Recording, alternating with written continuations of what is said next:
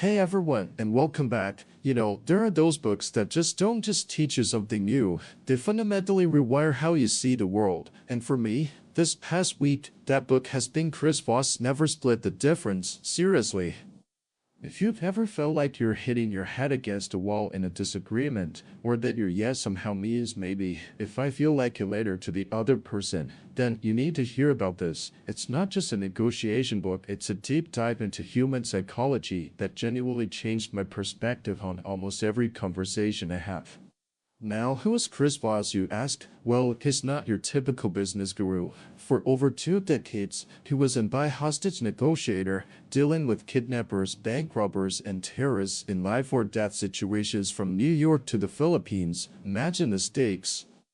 He was the lead international kidnapping negotiator for the Bai, and what he realized, often through incredibly tense real-world experiences, was that the traditional rational Harvard-style negotiation tactics, the ones that focus on logic and compromise to get to yes, often fell flat when lists were on the line. He found that negotiation isn't a battle of arguments, it's an intensely emotional process, a journey of discovery. Voss's core message is fascinating. We're fundamentally irrational, impulsive, emotionally driven animals. And all the logic in the world won't help if you don't understand that. Our fast, instinctive, emotional system 1 thinking guides our slow, logical system 2 thoughts. So to truly influence someone, you have to appeal to their system 1 first. One of the coolest tools he talks about, and something I've already started trying, is mirroring.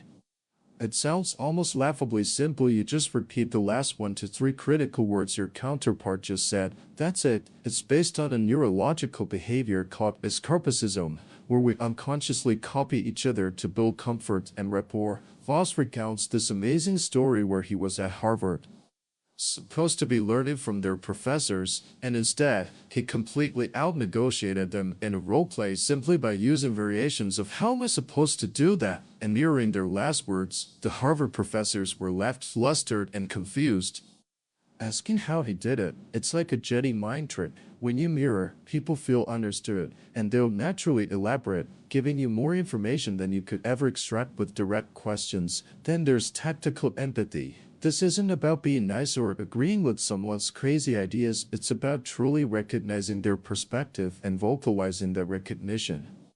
Voss tells about a 6-hour standoff in Harlem where he was negotiating with armed fugitives holed up in an apartment. He couldn't see them, but he just kept saying things like, "It looks like you don't want to come out. It seems like you worry if you open the door, we'll come in with guns blazing. It looks like you don't want to go back to jail." After 6 hours of silence, they finally came out, and their reason, "You calmed us down. We finally believed you wouldn't go away." He simply labeled their fears and concerns, showing he understood, and that created enough trust for them to surrender. The book calls this labeling giving someone's emotion a name to show you identify with them. It diffuses negative thoughts by bringing them into the open. Now, here's a concept that really messed with my head, but in a good way: the power of no. We're conditioned to think no is the end of a negotiation, right? Voss says it's actually the beginning. Think about it: when you tell a telemarketer yes, even reflexively, you feel trapped, but no feels liberating. It gives you a sense of control and autonomy. Voss argues that yes is often a counterfeit or confirmation yes that means nothing. The real yes, the commitment yes that leads to action, only comes when the other person feels safe enough to say no repeatedly and freely. He shares how he started his negotiation career by asking his boss, Amy Bondero, to be a negotiator, and she kept saying no and telling him to go away, but her no actually pushed him to volunteer at a suicide hotline, which was her original path to becoming a negotiator, ultimately leading to his yes. He even gives a genius email trick: if someone is ignoring you, just send "have you given up on this project?" It works almost every time because people hate to lose and will respond with no to reclaim control. So does that mean yes is never good? Not exactly. Voss says the 2 sweetest words in any negotiation are "that's right," "you're right" is often a dismissive phrase people use to get you to shut up, but "that's right" means your counterpart has had an epiphany, that they truly feel understood and have internalized your perspective as their own idea. This is crucial for breakthroughs. Voss tells a compelling story of negotiating with Abu Sabaya, a brutal Philippine rebel leader, for months trying to free a hostage named Jeffrey Schilling. Sabaya only ever demanded war damages, but by summarizing Sabaya's entire worldview, his history of oppression, his grievances, and the emotions tied to them, Voss teamed up Sabaya to finally say, "That's right." Immediately after that, the demand for money vanished. It was a stealth victory born of deep understanding. You might be wondering, but what about getting the best price or negotiating salary? How do these soft skills apply to hard bargaining? Well, that brings us to bending their reality. Voss says compromise is a win-win strategy that often leads to terrible outcomes, like wearing one black shoe and one brown shoe. He advocates for never splitting the difference. The key is understanding that value is subjective and emotional, not rational. This is where calibrated questions come in, especially those starting with how or what. These open-ended questions implicitly ask for help, giving the other person the illusion of control where you subtly guide them to your solution. Voss shares a story of a client who was owed money by a big corporation. Instead of demanding payment, she summarized the situation and asked, "How am I supposed to do that?" The company immediately apologized and paid her within 48 hours. Voss also talks about the Ecuador kidnapping where the hostage's wife, coached by Voss' team, kept asking, "How can we raise that much? And how can we pay you anything until we know Jose is okay?" Which slowed the process down, confused the kidnappers, and ultimately led to the hostage's escape. These questions are soft ways of saying no that force the other side to do the work of finding a solution that benefits you.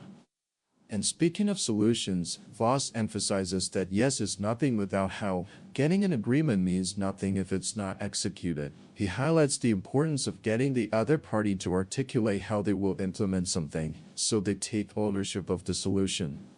Finally, the pinnacle of Voss' approach is finding the black swan. These are the unknown unknowns, game-changing pieces of information that, if uncovered, completely alter the negotiation dynamic.